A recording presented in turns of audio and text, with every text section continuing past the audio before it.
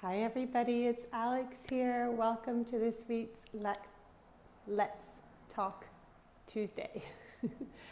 So today we're going to talk about how to manage family life and life in general with love when shit hits the fan. And this topic is born from a very recent and personal experience. If you follow me on social media, you will know that the last few weeks for me have been rather trying. The day after my youngest, who's 9, and myself suffered from, I'm not sure if it was a 24-hour stomach bug, but it was quite an intense stomach bug. I feel like it wasn't actually 24 hours. It actually lasted longer, but almost like it wasn't allowed to last longer, because the day we woke up after its intensity, we found our living room flooded. So over the course of the last few months, there have been a lot of water problems in our house here in Brasilia. My daughter's room, it was raining in my daughter's room, it was raining in one of my son's room, and then on this day after my son and I were bedridden with the stomach bug, some kind of a virus that was going on around here, we found it to be raining in our entire living room. And so I woke up to my husband freaking out, moving all the furniture out of the living room. And anyway, so there have been a number of I think that was on like a Wednesday. And then my husband left on that Saturday for 2 weeks, and he's still away. So the aftermath of it all, the liaising with the property management people, we rent this house, the property management people, the liaising with all the repair people, the liaising, like the repair for the house people, the liaising for the people who have to like assess the damage on our furniture, and the house management, all of that has kind of fallen to me. My husband does try to do what he can, but he's just in Vietnam right now on the other side of the world, so it's hard for him to do that. And it's just all fallen on my shoulders, and it's fallen on my shoulders at a very inconvenient time. Not that there's ever a convenient time for your house to be flooded or for you to struggle with the stomach bug, but it's a very inconvenient time because it's a time where I'm super excited about the work that I'm doing. So I'm doing, I've taken on an extra consultancy about masculinity in traditional indigenous communities in the Amazon.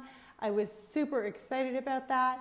And I am about to jump into offering you all the free Stress Less, Love More challenge. And I'm developing a course that I'm going to offer you on the back of that. And I'm so excited because I've been working on this material for a really long time, and it was just inside of me, and then all of a sudden shit hit the fan, and it was like, I can't get to the stuff that matters. I can't get to my stuff. I can't get to the stuff that brings me joy. And I don't even have energy at the end of the day to just cuddle my kids. And it took me way back, it's taken me back to those days when my children were little and I didn't have any help at all, and my husband was traveling, and I was just totally in a state of stress, like a constant state of stress and overwhelm and exhaustion. Those days when you're not getting enough rest. This sounds like a total bitch fest. I'm sorry. Anyway, it brought all of that up again. And it would have been easy for me to lose my shit with the kids, and, be really pissed off at my husband for not being around, for leaving me with all of this, and for just being really down on myself. And I'm not going to lie and say that I didn't feel the tiredness, and I didn't feel the overwhelm, and I didn't feel the stress of it all, and I don't, to a certain degree, still feel it now, or the frustration, definite frustration. But what's different is that I now have the tools and the strategies to really support myself through it in a way that, I'm not gonna say it feels fabulous, but it feels okay. And it feels in alignment with my priorities and with my values. And it doesn't feel like I have thrown myself to the bottom of the heap so that I can just throw myself and my work to the bottom of the heap so that I can just, deal with, like put out the fires. A lot of the time, when you manage a family, manage a home, when you're a mom, you have to put the stuff that matters. Sorry, I said it wrong. You choose subconsciously to put the stuff that matters most at the bottom of the list. And sometimes it stays there not for hours or for days or for weeks. Sometimes it stays there for years. And I did that for a very long time. And so I'm hopping on today to tell you that even when shit hits the fan, even when life feels overwhelming, and it could be that it feels like shit hits the fan every day, it often, oh, Carrie, I'm so sorry. I'm so sorry. I am so with you. Like, even in those times when you feel like life is out of your control and you're just, putting out fires all over the place, I want you to know that there are tools and strategies that you can use to stay connected and centered and grounded and to stay okay. Not to feel like the frustration and the guilt and the frazzle and the overwhelm is riding the bus and you're spinning until you're losing it. There will be moments like that. I mean, I can say that I have experienced moments like that, but there are ways of reeling yourself back in, and I wanted to share those with you today because I have been drawing on them. These are tools and strategies, ladies, that I have developed over 10 years. Like, I spent a lot of time when my kids were really little, stressed a lot and overwhelmed a lot and feeling alone and like not knowing what to do a lot. And so when I became a coach, I used my coaching training to develop tools and strategies that would support myself through these hurricane moments that is motherhood, and then subsequently use them with my private clients.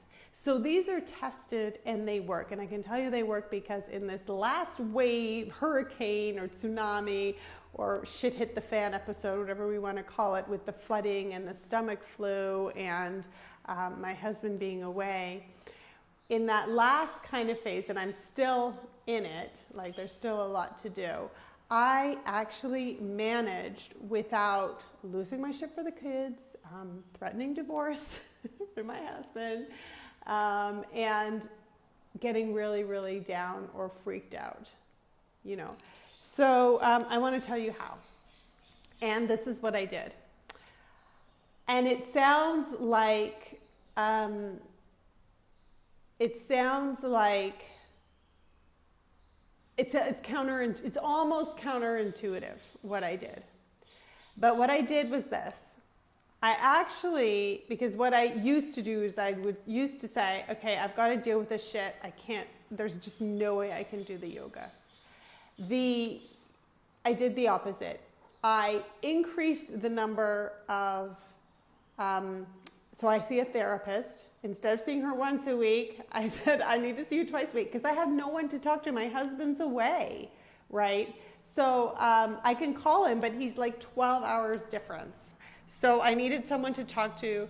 So I asked my therapist, I said, can we schedule a few extra sessions? Yes, she said. Okay, so there's one form of self-care that I boosted. Instead of going to my Pilates, my mindful Pilates class, once a week, I called them and I said, I'd like to book an extra session each week for the next few weeks. And so I'm doing that too. I organized, so I say it and it sounds crazy, but this is what worked. I organized a brunch with a group of friends that I haven't seen in ages. I called a friend who I used to go for a walk with weekly, she's such an amazing listener. I called her and I said, please, can we go for a walk? So I really set up, the self-help around me or the self-care around me. I am going to bed earlier and I am doing Yoga Nidra. If you guys haven't tried Yoga Nidra, it's like heaven on earth in times like this, because it's a meditation practice. It's like a body scan type meditation practice, but it takes you into this alpha state where you get an incredible amount of rest and relaxation, all kind of jam-packed into half an hour. Like 25 minutes is the length of my Yoga Nidra practice. And it's free. And I just plug myself in and I lie down and I do it. And sometimes I do it before bed. Sometimes I do it when I wake up in the morning. And sometimes I do it in the middle of the day. But I'm committed to the Yoga Nidra, especially during this time. Why? Because it stimulates my parasympathetic nervous system. Your parasympathetic nervous system is the system that helps you to relax. And in times like this, we get wound up so tightly that we can almost not think straight. At least this is I'm sure I'm maybe projecting here, but for me, when I get stressed, I'm like a chicken without a head. I'm like doing, but I'm not focused and calm and kind of centered and grounded in my decision making. So the doing isn't always the wisest doing, right? It's just getting shit done. So anything that stimulates your parasympathetic nervous system is important for you to do. So self-care, this is my tip number one for you. If life feels really difficult right now, if you're feeling like you're putting fires out all over the place and you're not able to attend, you just don't have time and energy to do what matters to you, then I want you to make your self-care more sacred. Not any old self-care, but that self-care that stimulates your parasympathetic nervous system. Yoga Nidra, having a bath, going for a walk, any form of meditation at all. If hanging out with a certain person relaxes you, hang out with that certain person. Journaling, any of that stuff, like all of that, you have to make it a priority when in those tsunami, hurricane, shit hit the fan moments. You have to, because that's when you need to be most grounded in order to manage everything. So that's number one. I am coining this term, slow down self-care, because it's the self-care that actually slows us down and helps us to unite body and mind, which is fundamental when we want to be connected to our inner wisdom in our decision making. So that's number one. Number two, and I kind of alluded to this, is that we really need, number two is to remember it takes a village in the best of times, folks, in the best of times. So in the difficult times, you really have to call on that village. Now, if you don't have a village, and I don't have a village because I live in Brazil and we move around every 3 or 4 years, you need to create a village. I'm going to tell you what my village looks like. So my husband's away, so I'm on my own. My village looks like my friend Laura, who has just taken on a full-time job and has a very small child who's missing her a lot, so I don't get to see her very much. Another small group of expat moms who I see, who are there for me, but I don't feel that close enough. So they're kind of like external circle village. And my husband, of course, who's not here at the moment. My village is a paid-for village. My village is my housekeeper and my driver, who happen to be husband and wife. And I hired them in November and December because I knew that with the two jobs, the consultancy and the coaching practice, I would need help. And we did the figures and we made some cuts, and my husband and I, and we like together decided this is a priority right now. It's an investment. It's not only an investment in our sanity. We're not highly materialistic people, and we don't buy a lot. Like we just don't upgrade things a lot, and so it wasn't. And labor is cheaper here, so it wasn't that difficult of a decision to make. But we saw it as a long-term investment. In terms of lifestyle. And there are studies that actually show that investing in experience boosts happiness over investing in material things. So if you're saying, yeah, sure, Alex, you got extra help because you can afford it, it's true, we're in a privileged situation.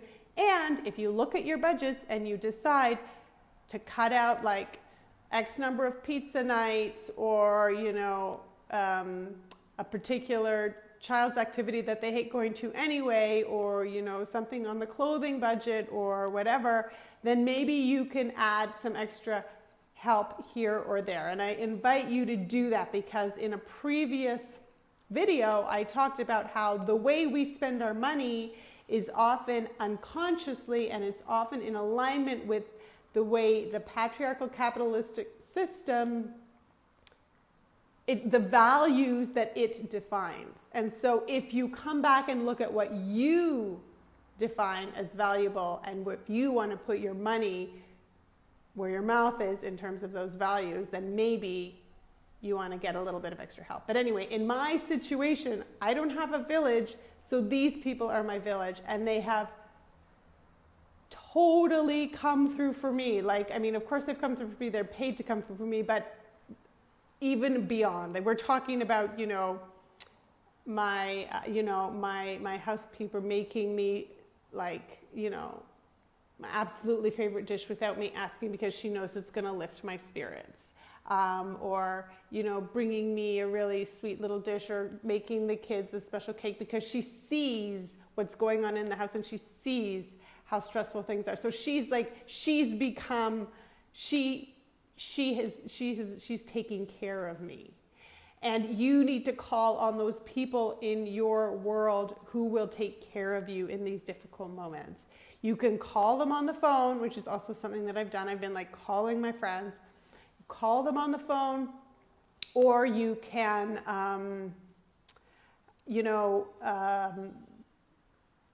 actually connect with them in person. You know, if you're in a community, you can ask them to come and visit you. You can say, you know, I'm in the middle of a really difficult time. Could you come and help? Could we do a child swap? Could we go for a walk together with all the kids, or not? Could you just take the kids so that I could go for a walk? You know, this is really important, and I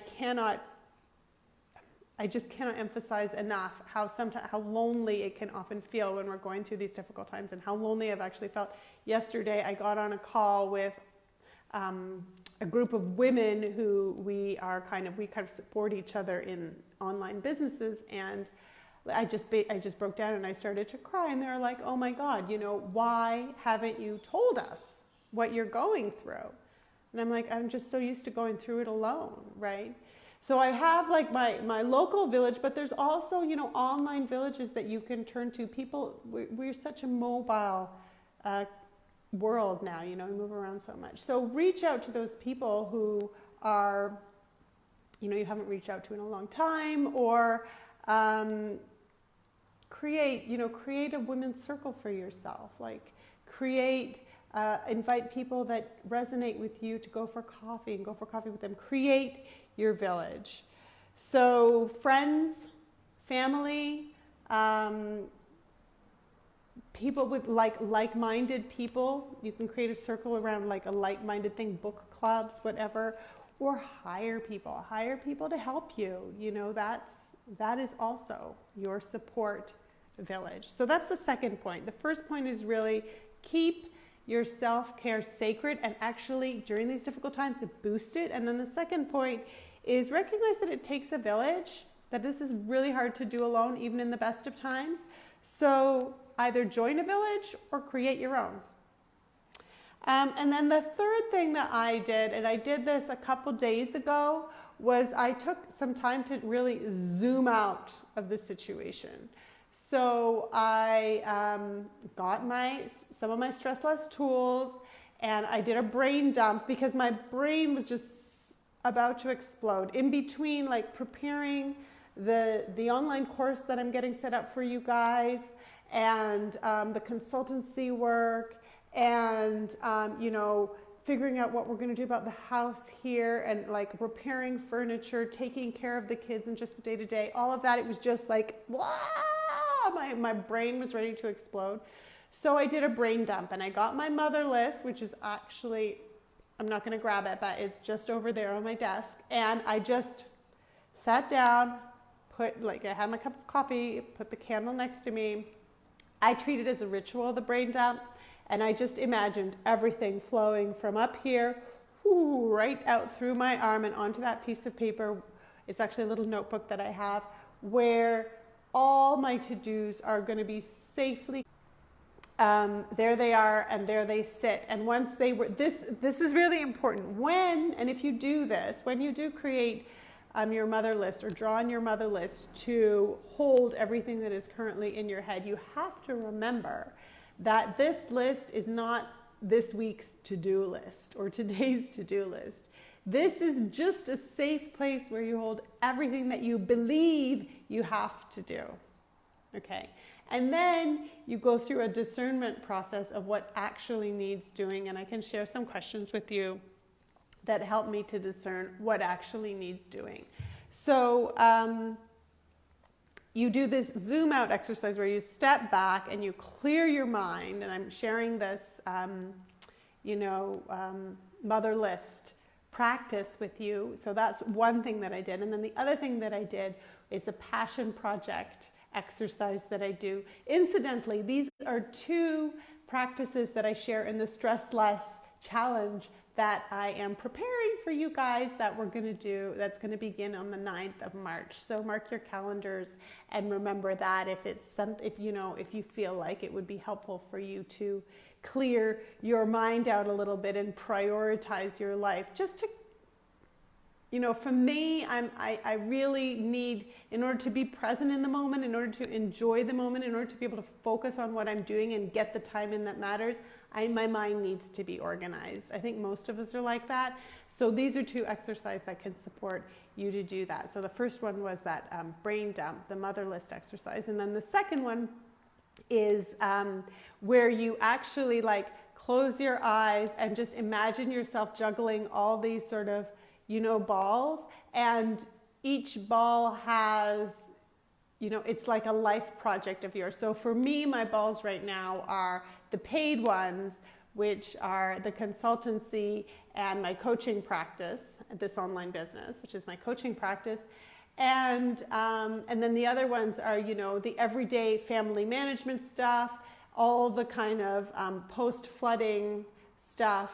And then there are other ones that are kind of more in the background, which is planning our holidays for the summer, which incidentally I'm handing over to my husband, not entirely because he doesn't do it the way I want him to do it, but in a big way, and which we're pushing back. And so you can see already how quickly it works. You once you've got clarity around what those balls are, right? Self-care is always one of your passion projects, by the way.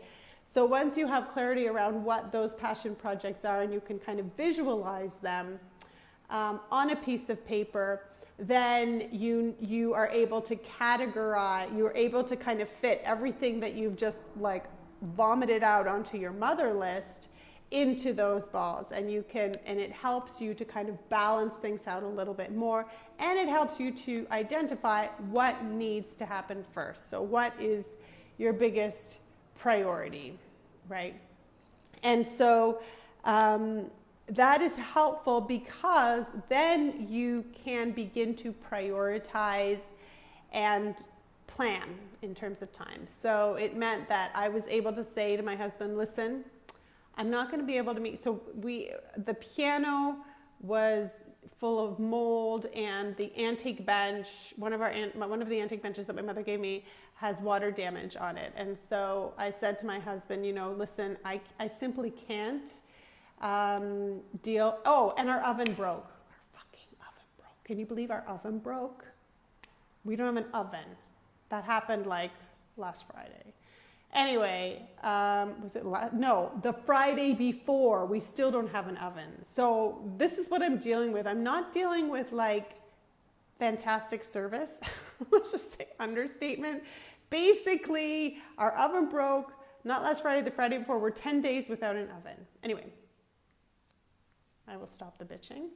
But the point is that Once you can learn to live without an oven, believe me, we're doing it, but you have to figure out like how, what is most important, what is most urgent right now.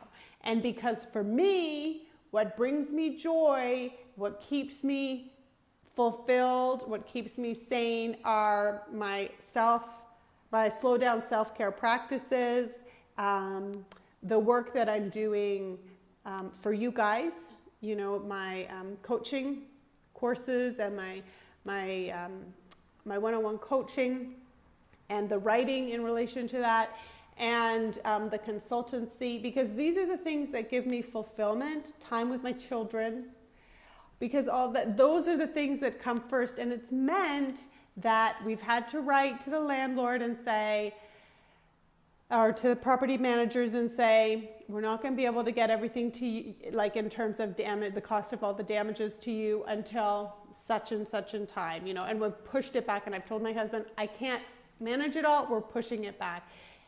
Now that it's all clear in my mind, I'm able to say, okay, to my driver, who is quickly becoming my personal assistant, you need to organize the meeting with the antique person that's going to come and look at the water damage. You need to organize the meeting with the oven person that's going to come and measure take measures for the oven. You need to do it, so I've got it clear in mind, so I'm able to delegate and prioritize, and in so doing, expand this sense of time, because it's so easy for everything to feel so urgent. And then the last thing in relation to like zooming out and reshuffling of life is really to do less. Really just cut it all down, do less. Ask yourself, does this really absolutely 100% need to get done? Is it absolutely fundamental?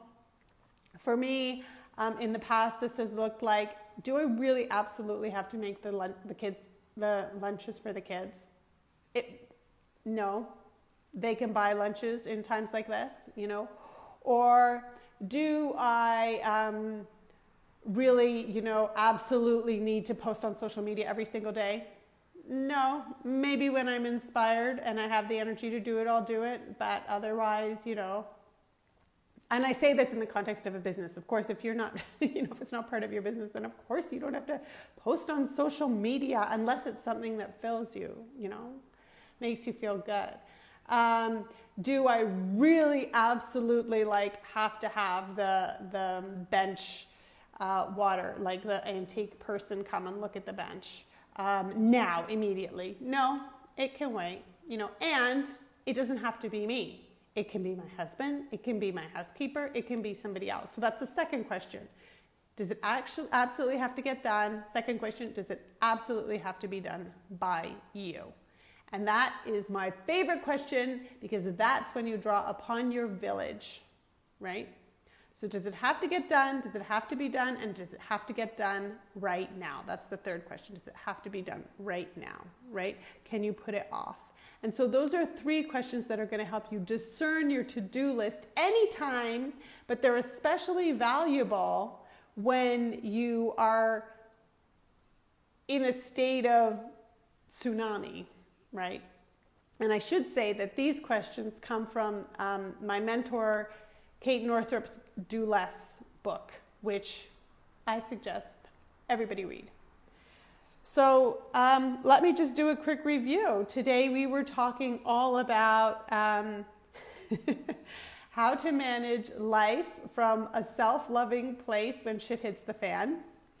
And I told you all about this crazy, I'm looking down at my notes over here so I don't forget anything. I told you all about, this crazy, how how shit's hit the fan in my world, the flooding, the stomach flu, the lack of an oven, the broken oven, the oven that needs to be replaced, while my husband is traveling away for 2 weeks. He's feeling very bad. And how I have to deal with the aftermath of it all in a foreign country with 3 kids and 2 huge work projects. So what have I done? I have put self-care front and center. I need to say that the whole self-care piece, it's not only a feel-good thing, it also guarantees my productivity. Like it boosts my productivity. So I'm able to write faster, I'm able to think faster, I'm able to make quicker and better decisions. All of that is because I do this slow down self-care. You know, it helps me to, it helps the brain work better and for me to access the wisdom that sits in here so that the decision making happens, like I said, faster and so that it feels it's more confident and there are better outputs, right? So self-care, while it is good because it just keeps you happier and more joyful and sane, generally, it also is an excellent investment on your productivity. And the course that I'm designing is kind of centered, I'm not going to say it's centered around that, but that's one of the big pillars. So really carve out that time for your self-care and really prioritize it and make it central. And then the second piece is to recognize and acknowledge that it takes a village, that it's hard to do this by yourself, and that if you don't part of a village, you need to create your own village, which is exactly what I did, and you need to draw on that village. Friends, acquaintances, family, people that you can hire, neighbors, you know, and think out of the box here. Yes, you can pay people or you can barter, you can exchange, you know. I'll take your kids for an afternoon like in 5 weeks time when things are calm. If you'll take mine now, please, right? You can do that. It's okay. And then finally, to zoom out and reshuffle, you know, really like zoom out. What in 10 years time are you going to recall about all of this? You know, yes, it feels like a complete fiasco, totally unmanageable, but in the next, you know, few months, you're just going to look back and think, oh, that was such a rough time, but hey, it's over now. And, you know, we managed. Nobody is dying, right? So there's that. You zoom out, you get your mind clear by doing, you know, your brain dump and like organizing what your projects are in your mind. That's the passion project exercise. And then that allows you to prioritize, right? And always, always, always, always prioritize your self-care. So I hope you have found that helpful. I would love to hear what comes up for you. So please share in the comments and tell me if you're interested in joining the Stress Less, Love More Challenge because it's coming up in a few weeks' time. I'm super excited and I'm going to be sharing all these tools that I talk about on a day-by-day basis. And it's free and it'll be lots of fun and I'm really excited. All right, so thanks for joining. Happy Tuesday, everybody. Bye.